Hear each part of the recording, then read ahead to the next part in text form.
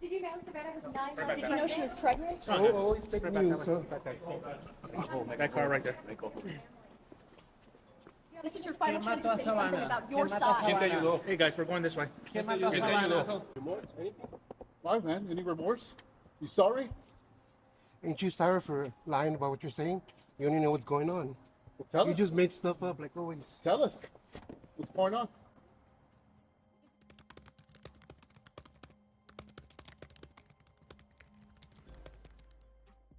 Hey everyone, welcome back to my channel. I hope you're all doing super well. Thank you guys so much for being here. If you guys are new to my channel, welcome, bienvenidos. Hopefully you guys are gonna hit the subscribe button down below so you guys can join the familia. Today, we're gonna be talking about what happened to 18-year-old Savanah Nicole Soto and 22-year-old Matthew Gabriel Guerra. This is a case where I feel like the internet sleuths really took over. The Facebook detectives were working overtime on this case, which isn't always a good thing. I understand that people are curious, they want answers and they want the culprit or culprits to be caught. However, there is a line that definitely was crossed in this case where internet sleuths started accusing anyone and everyone of being the killer. At one point, people believed that Matthew's own father was the killer. It all just got really out of control. I will be touching on that a little bit later in this video. This case has been highly requested and it is very recent and continuing to unfold every single day. So this information that I'm sharing right now is what is publicly available as of now. But of course, as the days and weeks go on, I'm sure more developments are going to be coming out. So I will definitely be making sure to keep you guys updated in the comment section. It's very tragic and just a very hard case to talk about. I do want to put a trigger warning since this case does touch very sensitive topics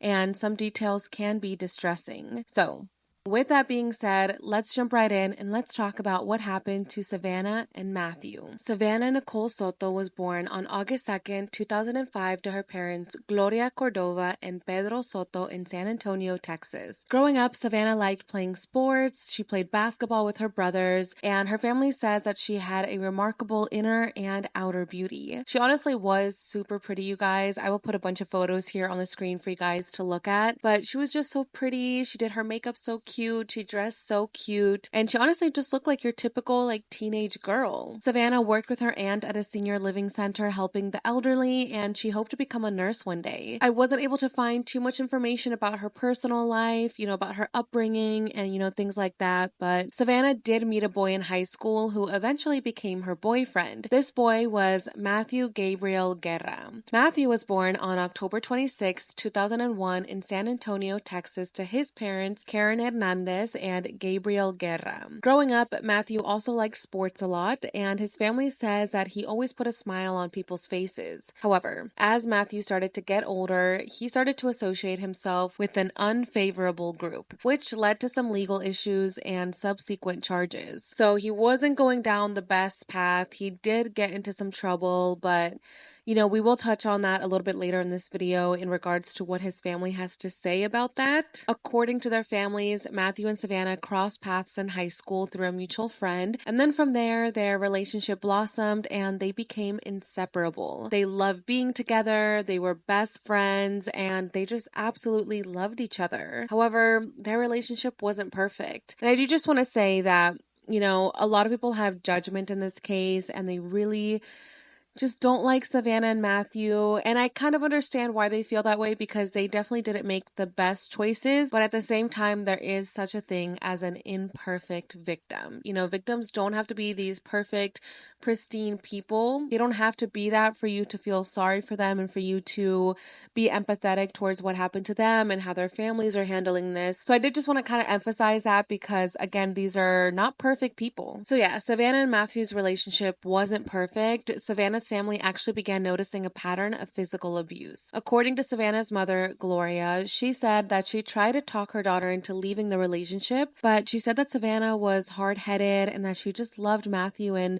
just couldn't picture her life without him. This is an extremely difficult thing to go through, and it takes a lot of courage and strength, and a lot of support is needed to leave an abusive relationship. So it's much easier said than done, and no one understands it until they actually go through it firsthand. planned. On Christmas Day of 2022, Savannah was actually assaulted by Matthew, and he was actually charged with domestic assault causing bodily injury. Again, it was really hard for Savannah to leave as it is, but I think things became even more harder and more complex after Savannah became pregnant. Her and Matthew were now going to bring a child into the world together. Despite what was going on in their relationship, the two were extremely excited and happy to welcome a baby boy into their lives, and they just couldn't wait to meet their baby, whom they decided to name Fabian. Both of their families shared their happiness as well, and they eagerly waited for the baby's arrival. They actually threw them a baby shower and gave them things to help with the baby, and again, everyone was just so happy. I mean, Savannah's parents were like, oh my gosh, like, we're gonna have a grandchild, and Matthew's dad was like, this is my first grandchild, like, I'm so excited about this. Everyone was just so excited to meet baby Fabian, and they just were excited to see Savannah and Matthew enter into this new chapter. Matthew and Savannah were living together in an apartment complex, and they decorated a nursery for baby Fabian, and again, were just more than ready to experience parenthood together and just be the best that they could be for their baby. Savannah actually stopped working at the senior center so that she could give birth, and was planning on returning back to the senior center to work later on. So yeah, their relationship definitely wasn't the best. I do not think it is right that Matthew put his hands on Savannah. I don't think it's right that she was in this situation and that he was abusive towards her. It makes me really sad to think about her going through this at such a young age. I mean, she was only just 18 years old, and going through a horrible, tumultuous, and abusive relationship is absolutely terrible. No one deserves to go through that. What we can say is that they were really, really excited to be parents and to, start this new chapter of their lives. But unfortunately, on December 23rd, 2023, Savannah and Matthew were missing. That Saturday, Savannah had a doctor's appointment scheduled for 6:30 p.m. so that she could be induced because she was a week past her due date. Now, this was a very important appointment. I mean, of course, if you guys are a mom or like a parent, you know how important this can be. The baby needed to come out ASAP, and just the day before, Savannah had called her mother to remind her not to be late for her appointment. So again, this was a very important day for everyone, especially for Savannah and Matthew. At around 2 p.m. that Saturday, Savannah's family started to get worried because no one was able to get a hold of her. She wasn't answering anybody's phone calls or text messages. It was basically as if she had just vanished into thin air. Savannah's mom, Gloria, said, quote, "When I called her all morning, she wasn't answering. It was going straight to voicemail. We went to the hospital anyways. She was a no-show. And that's when I called the cops." So the family went to the hospital on time for Savannah's appointment at 6:30 p.m., but she wasn't there. That must have been absolutely frightening for the family. I mean, it's one thing for Savannah to not answer the phone and to not answer anybody's text messages, but for her to literally not show up to her appointment for her to have her baby is insane. Gloria headed over to her daughter's apartment that she shared with Matthew and began knocking on the door but received no response. As for Matthew, his family and friends were also not able to get in contact with him. In an interview with his father, Gabriel, he says that he kept calling and calling his son, but after receiving no response, he also went to the apartment that Matthew and Savannah shared to check up on them, but when no one would answer the door, he feared for the worst and he actually broke down the door. When he got inside, there was nothing but a packed overnight bag for the hospital and a candle that was left lit. At this point, Gabriel knew that something was wrong. How could they just leave this candle on in their home, and how could they also have left without their overnight bag, because Savannah was literally about to give birth. When they contacted police, he asked them if they could do something, maybe trace Matthew's phone or, just do something to find them. But police were not really helpful in this situation. Gabriel said that they basically told them that they're adults and that they could leave if they wanted to. But Gabriel insisted that that wasn't the case here. I mean, literally Savannah was about to give birth. I know I've said that so many times, but that's just how serious the situation was. There's no way that they would have just left without the hospital bag. There's no way they would have left without letting anybody know what was happening. I mean, Gabriel and the rest of the family just knew that something was wrong. He just kept reiterating to the police that there was literally an unborn baby at risk. It wasn't just about Savannah and Matthew, it was also about Fabian. Now, Gabriel's family lived in Bexar County, so they were dealing with the Bexar County police. As for Savannah's family, they also called 911, but they were dealing with the San Antonio police since that's where they lived. So both families did call 911 and they tried to report them as missing. However, they were told that they had to make the missing persons report in Leon Valley since that is where Savannah and Matthew lived. So The family goes to Leon Valley, they file the report, and now, finally, Matthew and Savannah were officially reported as missing. Again, I just can't imagine what the family was going through at this moment, especially Gloria. I mean, your pregnant daughter who is about to give birth at any moment is missing and just won't answer any calls, nor will her boyfriend. Everyone would be panicked in this type of situation. Police told the Soto and Guerra families that there appeared to be no sign of forced entry in their apartment. Therefore, there really was no cause for concern that perhaps maybe they just decided to go out of town that day and just wanted to like disconnect from everything. That's actually crazy to say. Just because someone's home looks fine doesn't mean that they can't be in danger somewhere else. It's just bizarre that they had that type of logic and that they even said that to the family. Matthew's biological mom, Karen Hernandez, posted on Facebook a message asking to let her know if anyone knew anything about their disappearance, and said that she knew that her son did no harm to Savannah. Because at this point, people were speculating, maybe Matthew did something to Savannah and to their baby. Maybe they got into a fight, maybe assaulted her, she passed away on accident, like maybe he didn't mean to kill her, but she accidentally died and now he was on the run and trying to hide their bodies. And there was just like this whole big theory made, but Matthew's family was just like, no, there's no way that he would harm Savannah when she's pregnant, and there's no way that he would harm his child. Police just weren't really doing much, but after persisting, the next day on December 25th, 2023, Christmas Day, police released a clear alert, which stands for Coordinated Law Enforcement Adult Rescue. In the alert, police included a description of Matthew's vehicle in hopes that someone would come forward with information about their whereabouts. And the car that Matthew drove was a gray 2013 Kia Optima. The only things that the family knew at this point was that Savannah was last seen in Matthew's car on December 21st outside of her apartment complex around 2 p.m. So at this point, it's been a couple of days. I mean, the last time that anyone heard or saw from Savannah and Matthew was on December 21st. And at this point, it's already now December 25th and police are barely starting to look for them. Despite how many days had passed, the families did have hope that the two of them would return safe and unharmed. Gloria was so worried about Savannah and about the baby. She said, quote, "Savannah knows what I went through with Ethan, and I know that she doesn't want me to go through this again." Now, what did Gloria mean by this? Like, who is Ethan? Well, a year prior to this, Gloria and the Soto family went through something terrible. Savannah's 15-year-old brother, Ethan, was murdered. Ethan was shot by 18-year-old Victor Rivas on May 16th, 2022. According to the San Antonio police, Victor was angry at Ethan for stealing drugs from him, so he orchestrated a ruse to lure Ethan straight to him so that he could get revenge. Savannah and Ethan's mom, Gloria,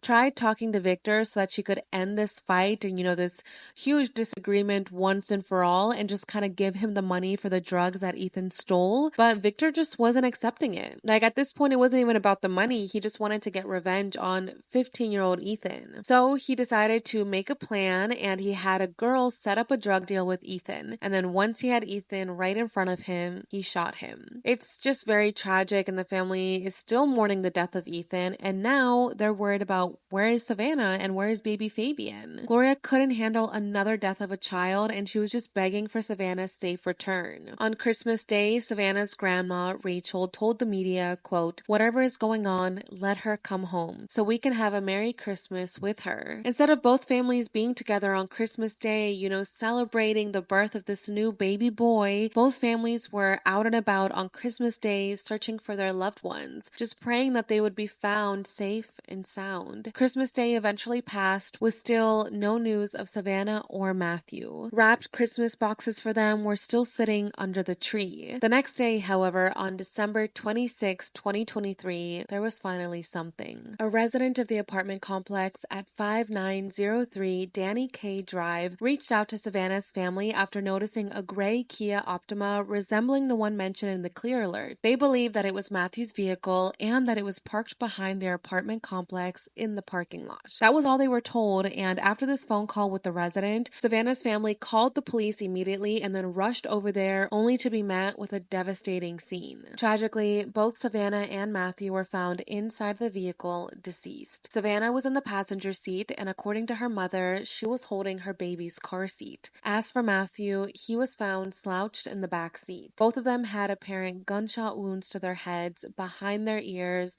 and Matthew had apparent drag marks on his back, indicating that he had been dragged on the ground to the car. As for why Savannah was holding the baby's car seat, some people believe that maybe she was using it as a way to shield herself from the attacker and, from the bullets, but this has not been confirmed yet. Or it could also be that maybe as soon as they were done, doing whatever they were doing in the car, Savannah did plan on going to the hospital to give birth to her baby, and that's why she had the baby's car seat all ready to go. The families were just absolutely inconsolable and just disbelieved that this was even real. They were questioning, how could this have happened? Who did this to them? Who did this to a pregnant woman? It's just absolutely horrifying. During the search for them, speculation and misinformation was going around that Matthew had done something to Savannah and that he killed her and then fled. And just all sorts of crazy rumors were going around. Of course, these rumors were never confirmed by police, but they were still being spread. I remember when I first heard of the case, it's because I saw a TikTok where the creator was talking about how Matthew had murdered his pregnant girlfriend. And I was like, huh? This guy murdered his pregnant girlfriend? Like, that's crazy. But then when I started looking into the case, I realized that was never confirmed by police. Yet this creator was just stating it as if it was true. So yeah, there was just a lot of crazy rumors about what actually happened. When the bodies were found, people did begin thinking that it was like a suicide murder situation. However, according to the affidavit, it stated, quote, there was apparent blood transfer on the outside of the vehicle that was not consistent with the boyfriend causing harm to the female. It was believed that the female and male were killed at a different location and that the vehicle was driven to the recovered location. So basically, they were saying like, this is not what happened. Like, Matthew did not kill Savannah. That's not what happened. They were killed somewhere else, and then this car was driven to this apartment complex and just left there in hopes to maybe confuse police. In Matthew's autopsy, it was revealed that the cause of death was a, quote, contact gunshot wound to the head. So someone held the gun to his head and pulled the trigger. Investigators also found that there were spent shell casings in the car, but there was no weapon inside the vehicle. Someone did this and then just left their bodies there for 4 days. I mean, literally since December 21st. Investigators spoke with both families to try to learn more and, piece this together. And they learned that Matthew was involved with selling illegal substances. He was pretty openly public about it on social media, and he would post, said substances on his Instagram and on other platforms and just post himself holding large sums of money, just like things like that, which could have been a playing factor in the situation. I do remember when those photos of Matthew were leaked on social media and people were going pretty crazy on the internet saying that Matthew deserved this, that, that's what he gets for being involved in this lifestyle, and that he's probably what caused this to happen in the first place, and Savannah was just kind of like collateral damage. The family did say that Matthew had been a target for a robbery and that he had been shot at once before. But what could have happened on that day on December 21st? I mean, who could have done this to Matthew, and who could have done this to Savannah, a pregnant girl? There was actually surveillance footage at the apartment complex, and that's when police were able to get another piece of this perplexing puzzle. In the video footage from the day Savannah and Matthew were last seen, which again was on December 21st, Matthew's car is seen pulling into this apartment's parking lot at around 11:59 p.m. As the Kia is pulling up, so is another car from the opposite direction, a Chevy Silverado truck. The two cars pull up next to each other and then they park. Exiting the Chevy is this, quote, heavy-set male who approaches the driver of the Kia, which cannot be seen in the surveillance footage. It honestly looks like they're just talking. Moments later, this heavy-set man reaches into the Chevy's truck for a towel and uses it to wipe down the area of the driver's side door so that he can get rid of his fingerprints. Now, something that stuck out to a lot of people when they first saw this video, including myself, is that it appeared as if someone had tossed this man the towel from the passenger seat. But we clearly only see the one heavyset man exiting the car. No one else got out of the Chevy, so okay, did this person wait inside the car? Like, was there a third person in the car that was just like tossing the towel and just like there to also help get rid of evidence? Or did like we see it wrong and no one tossed him the towel and it was just the two people. So we will get back to that shortly. So then the Kia and the Chevy drive off into the direction where the Kia was eventually found parked. According to the affidavit, approximately 3 minutes later, the Chevy truck is seen leaving the apartment complex, but as we know, the Kia never left and wasn't linked to Matthew until days later. So with this video footage, it looked pretty clear what happened. The person driving the Kia killed Savannah and Matthew, met up with the driver in the Chevy car while they still had the bodies in the Kia, then left the bodies there and then had the Chevy truck be the getaway car. But who was driving the Kia and who was driving the Chevy car? Investigators knew that they had to continue digging for those answers. What they did know is that the murders occurred just before midnight on December 21st. The question still remained of where they were murdered, why, and by who. Residents of the apartment complex were scared and they wanted answers. One resident named Esmeralda said, quote, "It was kind of crazy because it was right by us and I was thinking, are we even safe? An innocent lady. The baby wasn't even born yet." When the video surveillance was released to the public, there was a lot of names being thrown out of who the people in the video could be. And, as I mentioned at the beginning of the video, internet sleuths were on it. They were making the video bigger, they were zooming in on it, they were editing it, trying to make it less grainy, because the footage isn't like the most highest quality footage ever, so it is really hard to, actually see their faces. But internet sleuths were doing whatever they could to figure out who these two people were. And, there was these Facebook groups made where people were sharing their observations and theories on social media, Reddit threads made about this. I'm telling you, this case just really blew up. One Facebook group called Savanah Soto Live Case Updates gained over 24,000 members. There were so many things being said, which I won't get into because it's just a lot of theories and a lot of stuff. And like I said, I understand that people are trying to be helpful. They just want to find this person that killed a pregnant woman and they just want the community to feel safe and they want the families to get closure. According to forensic psychologist Dr. Max Wachel, he said that this type of internet sleuthing can either help or hinder investigators. On one hand, yes, police get a lot of leads from the public who come forward with good intentions, and that's fantastic. But on the other hand, it could also end up getting in the way of the entire investigation. Not only could it be harmful to the investigation, but to the families as well. They're mourning the loss of their loved ones and, trying to get everything together and trying to get justice and answers. So I can imagine that seeing accusations and just intricate theories and intense judgments of the families and such can just make things incredibly worse for them. As well as for someone unrelated and just completely innocent in this case, they could also get dragged into it. Their lives could be affected by the false accusations as well. Their photos, their home addresses, their personal info could be shared all over the internet by people who are sure that they have something to do with the case, and it can all just be very harmful. I remember at one point, people believed that this man, who we will call Mike, who attended one of the vigils, was the heavyset man on the surveillance footage. People were sharing his photo,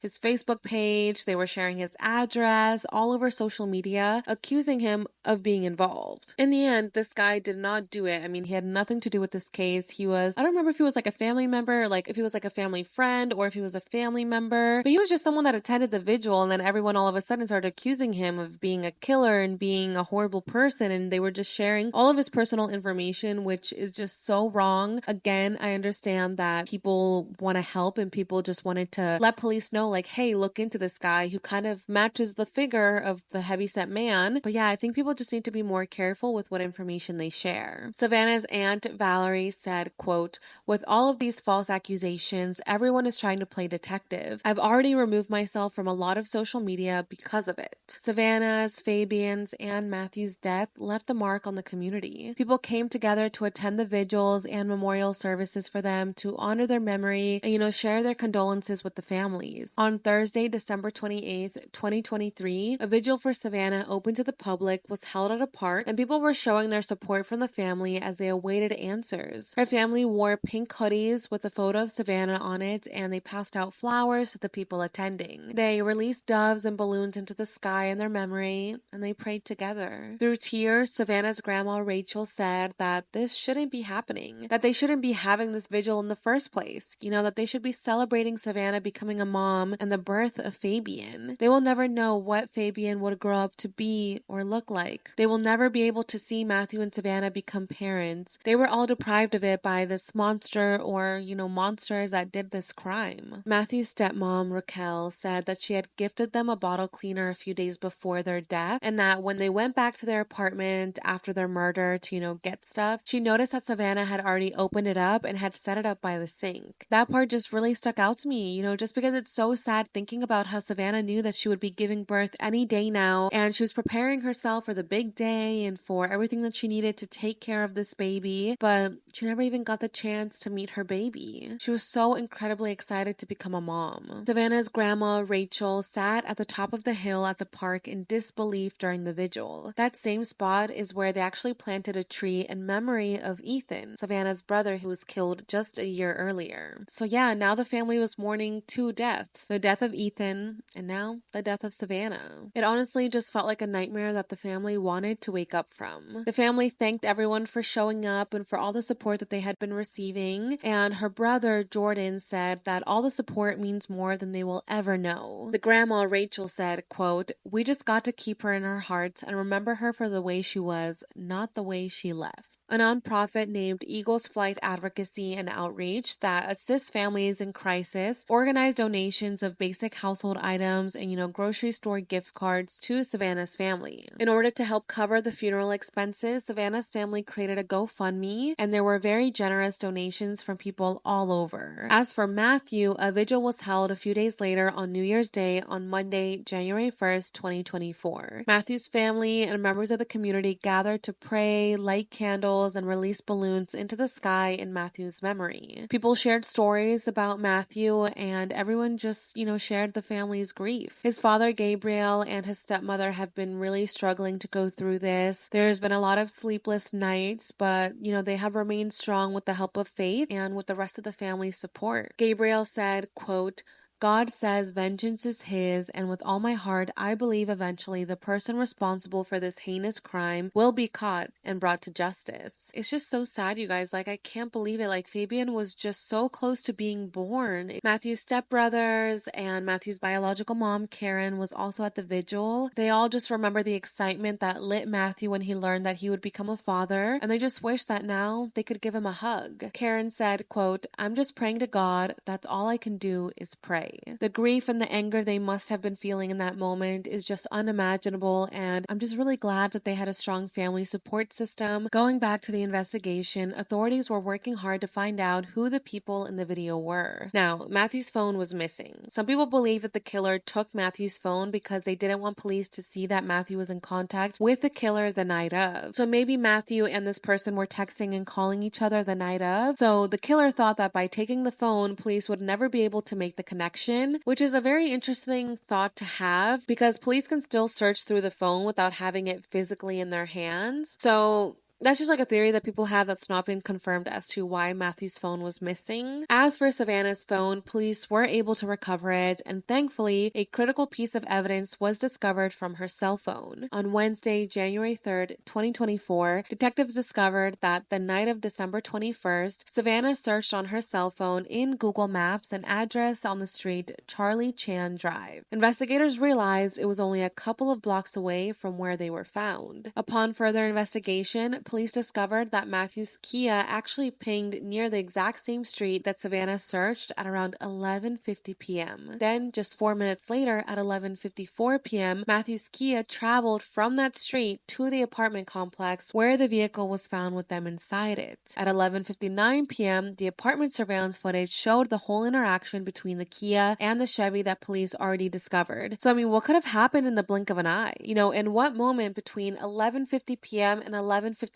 p.m. did something happen? That's literally less than 10 minutes. If you remember, according to the affidavit, police believe that Savannah and Matthew were murdered at a different location and then driven to the apartment complex. So maybe this Charlie Chan Drive Street is the answer that police were looking for. This is possibly where they were murdered. When police went to this address that Savannah had searched, police actually recognized the Chevy Silverado truck that was seen in the surveillance footage. So the truck was literally there at this house. house. When police knocked on the front door, to their surprise, the man who opened the door matched the man in the surveillance footage getting out of the Chevy truck. This man was 53-year-old Ramon Preciado, and he told police that he knew exactly why they were there and told police that they needed to speak with his 19-year-old son, Christopher Ray Preciado. So Ramon had a business of air conditioning and heating repairs, and as for Christopher, I wasn't able to find much about him other than that he graduated high school in 2023. So Christopher was literally inside the house when police knocked on the door, and Ramon was like, "You gotta go talk to my son. I know exactly why you're here. Yeah, go grab my son and let's go talk about this." First, police spoke with Ramon, and he was actually pretty compliant. He admitted to being the one driving the truck in the video surveillance and admitted that the person he was meeting with was with his son, Christopher. Next, the police spoke with Christopher. He told police that yes, Savannah and Matthew did drive to his home so that he could purchase marijuana from Matthew. He said that things escalated and that Matthew pulled out a gun and pointed it at him. He said that through the struggle to get the gun out of Matthew's hands, the trigger accidentally went off and then Savannah was shot by accident. Then when Matthew got the gun back in his hands, Christopher tried to get it out of his hand again, and as a result, he also accidentally shot Matthew. So yeah, he was basically saying that this was self-defense, but this was absolutely not consistent with how the bodies were found and with their gunshot wounds. Police knew that the evidence contradicted his statements. Police also added that there was no connection that they know of as of now, that Matthew and Savannah only came in contact with Christopher for the purpose of a drug deal and that it went bad. So yeah, they're basically saying that there's really no connection between Christopher and Matthew and Savannah before this night. And Matthew's family has said the same thing. They say that they have no idea who Christopher is or who Ramon is, so they honestly feel like they were pretty much strangers before this night. Again, this could change, but as of now, that's what police believe. Police also clarified that the apartment complex where Matthew's car was found had no connection to anyone either, and that it was basically just like a dumping spot for the car and for the bodies. Since nothing has been confirmed yet, there has been again, a lot of speculation as to how Matthew ended up in the back seat, how Savannah ended up with the car seat in her lap, why they were shot, so on and so forth. So, going back to Ramon and Christopher, both of them were arrested that same day on January 3rd, 2024. Ramon was arrested for, quote, abuse of a corpse and for altering, destroying, and concealing a human corpse, and his bond was originally set for $600,000, but was reduced to $450,000 recently on February 12, 2024. In the bond reduction hearing, Ramon told the judge that he was facing a lot of health and financial problems. He said that he was diabetic and he had high cholesterol, that he had trouble breathing, and that he was actually having episodes while in jail due to not being treated correctly. In one of these episodes, he says that he fell and hit his head on a metal door and that he slammed his 300-pound body on the ground and bounced. They were walking me into a room, and I had an episode and I fell back and I hit my head and it bounced off the metal door and I slammed my 300-pound body on the floor and I bounced, and a bunch of sheriffs went over there. One of them tried to get me up and I kind of started seizing like this, kind of stayed like that for I don't know, a few minutes, and I was gonna die. I tell you the truth, it's kind of really scared me, and I got up and I was breathing real hard, and they took me to see the doctor, and he said it was just an episode or my medicine, because they're not giving me my medicine the way they're supposed to exactly. So I'm supposed to get it right before I eat or right after, and it's like you really need to take that medicine the way you're supposed to. But you go into a coma with sugar, you don't drop that, and I already had that. 7 times since I've been locked up, 7 times that my sugar, I'm sweating. And this I know for a fact.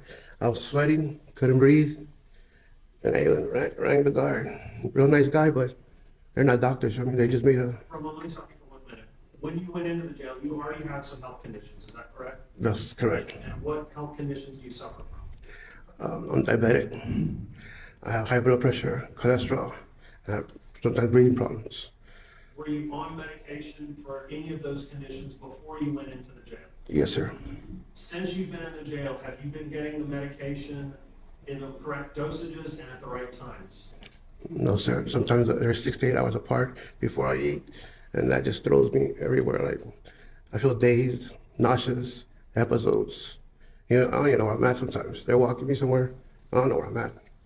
His lawyer said that Ramon poses no risk if freed on bail. However, during this hearing, his criminal history was brought up, and his criminal history includes unauthorized use of a vehicle, evading arrest, and aggravated assault with a deadly weapon. Now, when this was brought up to him during the hearing, Ramon said, quote, "I've never done anything wrong. I'm a good guy. You might have a lot of paperwork there, but that doesn't describe a person. That describes a boy. When a man changes who he is, he does things right. Things happen and you have to deal with it. And here we are dealing with it." To which the prosecution asked, "Well, in the early 2000s, you weren't a boy. You were in your early 30s, correct?" And Ramon replied with, "A boy in mind." And let me tell you, I've never done anything wrong. I'm a good guy. You might have a lot of paperwork there, but that doesn't describe a person. That describes a boy. When a man changes who he is, he does things right. Things happen, and you have to deal with it. And here we are dealing with it. But like the judges here, I'm here to do right. And I ain't going nowhere because my family's sitting in Veracon. And let me tell you, we're going to get through this because that's all I know how to do is survive. And believe me, we will get through this. So yeah, he was basically defending himself, saying that he's not a bad guy, that all of that stuff happened for a reason. And I don't know, it was just very interesting to hear him talking about this. He honestly just sounds very casual, and he kind of sounds like he thinks that he did nothing wrong and that he shouldn't be in jail in the first place. During this hearing, he also kept stating that his son and his wife were sick and that they also had really bad health conditions, so that's why he wanted to be released as well. And yes, I know what is going on, what y'all are saying. I understand that. But again, they're sitting behind bars and they're both sick. Whether you think that's true or not, you can check their doctor records. You can check and they'll tell you what's going on with Christopher. So yeah, the hearing continues and the court asked him, okay, well, do you have any assets or anything to sell or use to get you out on bond? Like, why hasn't your family posted your bail yet? And Ramon continuously stated that he was poor, that his family was poor, that poor people need to sell stuff to make money, that they need to sell stuff to eat. He also said that his account was probably a negative, that they really don't have any more money anymore, that at the time that this crime occurred, I believe they were 3 months behind on their mortgage, and that the family was just struggling financially. So that's why his family hasn't really put the money together to get him out on bail. And that's why he's asking for his bail to be reduced so that his family can maybe sell stuff, like maybe sell some jewelry or just like figure out a way to get that money. You have assets to sell on the outside that could get you enough money to make the bonds at $600,000. No way, sir. Nobody has that kind of money. Nobody in your family. No, sir. There was some testimony by your wife the other day about a bank account that maybe you guys have, and I think she testified it had approximately $3,500 in it. Do you think that that's correct? No, sir. It's probably negative. It's negative now? Definitely. So you don't even have that kind of cash available for a bond, is that right? No, sir. It might have had influence, but we were paying bills. I mean, it is what it is. People have to eat. People have to pay bills. Were you guys behind a couple of months on your mortgage at the time you all were arrested? Going on 3 months, yes, sir. We have to buy meds. We have to pay bills. Bills have to pay, be done. Poor people, that's how they do things. Poor people sell stuff to buy their meds. Poor people go and sell stuff to buy food, to pay bills. That's how we pay bills. When you don't have no money, when you don't have a regular check coming in. Do you understand that? Your meds are being paid by the Bexar County right now, right? They are giving meds, not the ones I need. Yes, sir. You are correct. We'll talk about that in a little bit. The prosecution also asked him that if he was released, does he have any ties to Mexico? And he was like, no, I've never been to Mexico in my entire life. I don't have any family in Mexico. All my family is in San Antonio. So I have nothing to do with Mexico. So yeah, he was basically pleading his case, saying I really have nowhere to go. If I get out, I'm going to go live in my house. That's pretty much it. He also did say that he understands why they are in this situation. He understands what's going on, why Christopher was arrested, why all of this happened. But he also added that his family is going to get through this no matter what. So yeah, that is pretty much the gist of this hearing. It's on YouTube if you want to watch the entire thing, so I will link that down below. It was just very frustrating hearing him talking about this because he kept saying, you know, I have rights and I have the right to live and I have the right to be taken care of, which upset a lot of people, you know, because Savannah, her baby, and Matthew all had the right to live. But, you know, allegedly, Ramon's son took all of that away. I don't know, it's just kind of icky. So we will see what happens with that. You know, if he does get out on bail, he does have to have GPS monitoring. He must surrender his passport, which he claims he doesn't even own a passport. He also has to report himself weekly in person for drug and alcohol screenings, and he also must not have any contact with the victims' families. As for Christopher, he was charged with capital murder, with abuse of a corpse, and charged for altering, destroying, and concealing a human corpse. And his bond was set at $2 million. During their arrest, news reporters asked them as they walked handcuffed to the police cars questions such as, why did you do it? Do you have any remorse? Aren't you sorry? And Ramon kind of like snapped back at them. He was like, oh, it's always fake news with you guys. You guys don't even know what's going on. You're just making stuff up. Which is very strange that he said that because he was so compliant with authorities when he was first arrested about what happened that day. But now he was like snapping back at them, saying that people have it all wrong. So yeah, it was just very strange. Are you sorry for what happened? Did you know Savannah was 9 months? Did you know she was pregnant? Always fake news, huh? That car right there. This is your final chance to say something about your side. ¿Quién te ayudó? Hey guys, we're going this way. Anything to say to your family? You guys always one side. You don't know what's going on. Back up, guys, back up. Please don't push me. I'm moving here this way. No, not you. Any messages for the family? You sorry? They want to know why. Why'd you do it? You sorry? Did you do it? Why did you do it? Did you know she was pregnant? Nothing to say? Huh? You didn't care? Why was it the whole family? Close to Christmas? Remorse? Anything? Why, man? Any remorse? You sorry? Ain't you sorry for lying about what you're saying? You don't even know what's going on. Well, tell You us. just make stuff up like always. Tell us. What's going on? Did you shoot them? Did you shoot them? Are you in the video? Did you kill them or did you just hide the evidence? ¿Quién mató a Savanah? La mataste. How'd you know Savannah? Sí, me casa. ¿Quién los mató? Was it retaliation? ¿Quién los mató? You sorry? Who killed them? If it wasn't you, who was it then?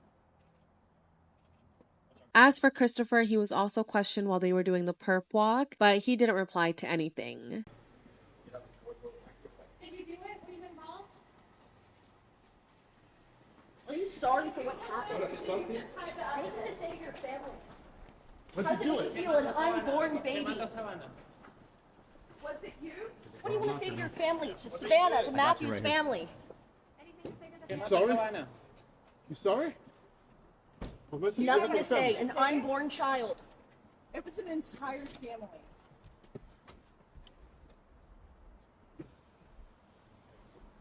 You sorry?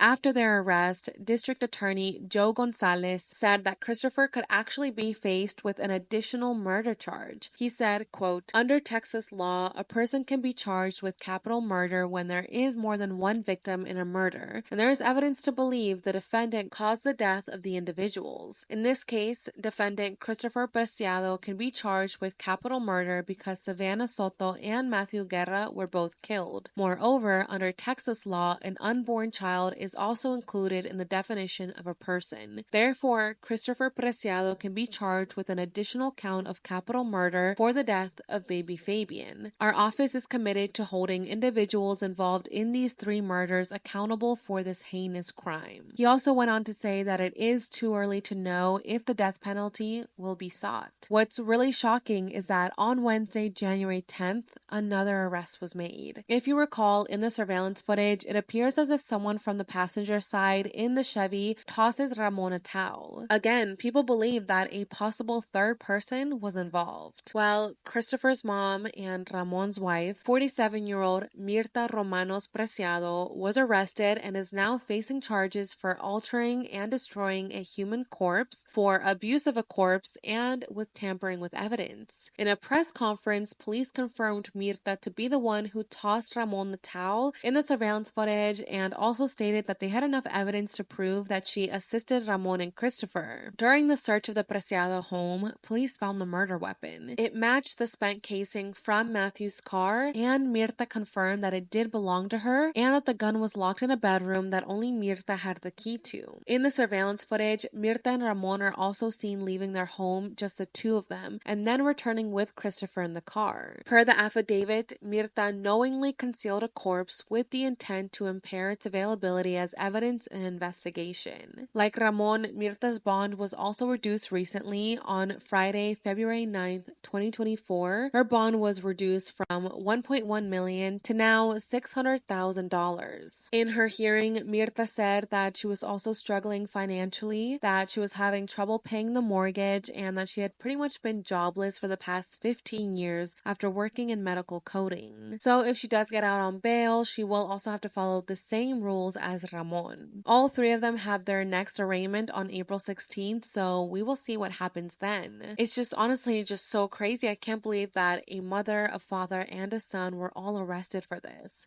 I just don't know, like I'm trying to picture myself, I'm not a parent, so I don't know how this feels, but I just feel like if my son called me and was like, hey, I just killed 2 people and one of them is a pregnant girl, come help me cover this up, I don't think I would go help my child. Like I really don't think so. I think that's just insane and just so unexcusable, and I just can't believe that they helped do this and thought that they were going to get away with it. Something that has really sparked rage on social media, aside from these bond reductions, is that Savannah's mother, Gloria, was actually arrested during Ramon's bond reduction hearing. Yeah, what? I know it sounds a bit confusing, but stay with me. Gloria was placed into custody on an unrelated outstanding warrant from August 19th, 2023 for failure to stop and give info, which is a Class B misdemeanor. Deputy Johnny C. Garcia said, quote, Cordova remains behind bars with a $1,400 bond. The warrant stems from a 2023 case filed with the San Antonio Police Department. So during Ramon's hearing, the judge called for a break, and that's when Gloria was placed in handcuffs and then taken into custody. It has not been revealed exactly why she was arrested, exactly what she did, but yeah, people were in disbelief that the authorities chose to do this in front of the man who assisted in the killing of her daughter. It honestly just felt like a slap in the face for the family. Some comments on social media were, quote, they couldn't wait for another time. Seriously, what is wrong with the system? And, quote, it's absurd that they couldn't have approached the situation differently. Gloria was released a few days later, however, and then her arraignment will be held on March 14th. So until then, we won't know any more details. It's all very sad, and the families are taking everything day by day. Matthew's dad, Gabriel, says that it's very unfortunate that Matthew is being judged on only his most recent chapter of his life, and that people forget, that he had his whole life ahead of him and a whole life before this, and that he had siblings and he had family members who loved him and who Matthew loved back. Yes, he may have gone down the wrong path and he was doing things that he probably shouldn't have been doing, but he feels that in no way should overshadow his essence or justify him being murdered. Gabriel says that Matthew was trying to change things around for the sake of the baby and that he had support from his family to do so, but he was murdered and now doesn't even have the chance to actually change. His dad says that people judge him for how he raised Matthew, but that's not how it went down. He says that he tried to do everything he could to get Matthew on a better path, that even a few days before his death, he was still trying to help his son, but that it's not as easy as it sounds. He also added that Matthew did want more from life and that he had so many amazing future plans with Savannah, so it's just really hard to see all the judgment towards his son. Deal with that. I think most of it is lack of information. For one, that I didn't raise Matthew right. I tried multiple things with him every day. Until 2-3 days before he passed. I worked on it with him all the time. I think most of the judging that I can think of is coming from younger people who, they really haven't experienced life, and young people really never think nothing's gonna happen to them. They don't think of that way. And I don't necessarily believe, it's not fair, but it really, at the end of the day, it really doesn't affect me. Of course, no parent wants their child thought of or talked of in a negative way, but I knew who Matthew was, and the plans we had and what we were going to do, and the people around him, friends, family, they knew, and at the end of the day, that's all that matters to me. He also added that, unlike Ramon, he never bailed his son out of anything. That if his son did get into trouble, he let Matthew deal with it all on his own. He never tried to cover up anything. He did his best to help his son, but he never helped him with a crime, so he doesn't really understand why Ramon would help his son cover up this murder. So, going back to Matthew, at their baby shower, everyone says that he was so excited and was just eagerly opening gifts, and that his family had to remind him to let Savannah also open up some gifts as well, but that he was just so excited about becoming a father and just so happy that their families had thrown them this beautiful baby shower. Matthew's family says that he was full of light and always smiling. Again, there has just been a lot of very ugly things said about both families, and even more about Savannah and Matthew themselves. People were saying things like Savannah and Matthew brought their death upon themselves, that they shouldn't have put themselves in danger by doing this drug deal, that they were going to be really bad parents, and that their child is better off now. Just really other extremely harmful things that the family reads, and of course it hurts them to read these things. The families in no way approve or make excuses for the things that surrounded Matthew and Savannah, or certain choices that they made. So it's not like the families were like, yay, I love your life choices, like let's applaud what they're doing. Like, no, the family did try to change it, but there's only so much that they can do. I understand that people have the right to voice their opinion, but sometimes these opinions don't really help or truly change anything for the families who are just trying to cope and who are grieving something so terrible. So I don't know, it just seems kind of pointless and heartless to judge the victim so harshly, especially since the full details aren't even confirmed yet. Matthew's family does want the death penalty. They want to see a needle in an arm, and they just don't think that it's fair that Ramon, Christopher, and Mirta get to stay in jail, where they get to continue to receive letters from their family and they get to talk to their family on the phone. But Gabriel and the other family members don't get to talk to Savannah or Matthew ever again, so they just don't feel like it's fair. What does justice look like for y'all? Death. A needle in someone's arm.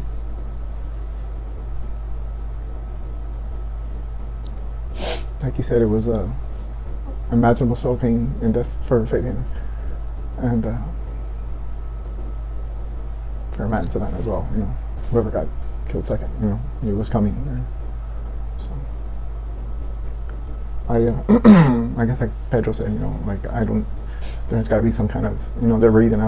They can, even if they get life in prison, they would still be able to get notes and letters, and to me that wouldn't be justice.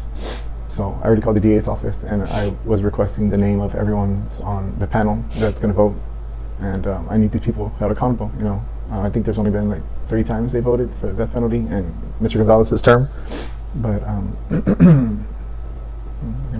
there was no excuse. Savannah was obviously pregnant, and even if it was a planned robbery, like I think it was, how do you not call it off when you see a pregnant girl? What was the urgency? It had to be that night, or especially with Christopher. I mean, they don't understand how he killed a pregnant girl. Gabriel feels like this was like a planned robbery. So he feels like if Christopher saw Savannah show up to this planned robbery, he should have just called the robbery off as soon as he saw a pregnant girl there. He's literally like, I mean, you have to be so evil to continue to go through with this plan and kill a pregnant woman. Gabriel says that him and his family are in grief counseling, and that they have spoken to other murder victims' families, which is helping them cope as well. Savannah's family also added that they also want the death penalty, that it's not fair that the killers and his family are still breathing, but Savannah and Matthew aren't. Her father, Pedro, says that he last spoke to Savannah earlier that day on the phone, and that she told him that she would have to give him his Christmas presents earlier since she would be induced on Saturday, the day before Christmas Eve. Well, that time never came. A few months later, Matthew's father reached out to him and said that he actually had the gifts that Savannah was planning on giving him. Her dad loved Harley, so she got him a t-shirt and something to hang on the wall. Pedro says that one day he will be reunited with her. He also said that he is going to try to start a non-profit organization in memory of Savannah and Ethan, who are now in heaven together. About 2 weeks ago, Matthew's parents were told that they could go to Matthew and Savannah's apartment and grab whatever they needed. Matthew's dad said that this was very hard for him, that when he walked into his son's closet, he could still smell his son's cologne, and it just made him miss Matthew so much. I swear that part just made me like so emotional. It's just so unfair that this happened, and just watching interviews with Gabriel, you can just see how heartbroken he is, and he always just has tears in his eyes. It's just all very, very sad. I will leave an interview that Gabriel and his wife Raquel did because it was very insightful, and I don't know, it was just so emotional, that interview. Like, I swear it just made me want to cry so badly. I will say that the reporter in this interview was kind of weird. Like, she was kind of stressing me out. She did not sound empathetic at all while asking certain questions, and it just felt very weird. But anyways, I will just link that interview down below so you guys can hear more from Matthew's family. A public visitation and rosary recitation was held for Savannah on Sunday, January 21st, 2024, and her funeral was held the following day only for family members. Savannah's coffin was pink, with half of the top being a strawberry shortcake pattern, and the other half was green plants and had Baby Fabian written on it. Fabian was laid to rest in the arms of Savannah and was buried with her. She never got to hold her baby in this life, but she will be holding him in her arms for eternity. Matthew's funeral was on Tuesday, January 9th, 2024, and it was also a very hard day for his family. They said their goodbyes and laid Matthew to rest peacefully. There was mariachi and balloons in his honor, and his family said that he was changing his life and wanted to be a better father so badly. When Savannah and Matthew first went missing, there was tension between both families by fingers being pointed at each other, you know, things like that. But both families knew that Savannah and Matthew wouldn't want their loved ones bickering and fighting with each other. Their families never got the chance to hold Fabian and watch him grow up, and they will never get that. Fabian never got to see the world, and it's just so hard thinking about how he was this close to being born. The three of them are now resting together, and I just truly hope that they are at peace. My heart goes out to the family members, to everyone involved in this case. I truly just pray and I hope that justice is made. But alright, you guys, that is pretty much all the information I have for today's video. As I mentioned, I know more details will be coming out in the future, so I will let you guys know by leaving a comment down below, or if a lot of information comes out, I will definitely make a part 2 video. It's just all very, very sad. There's actually this photo that Gabriel put on Facebook of Fabian when they retrieved his body and, you know, when they were burying him, and he was a full-term baby. Like, he was literally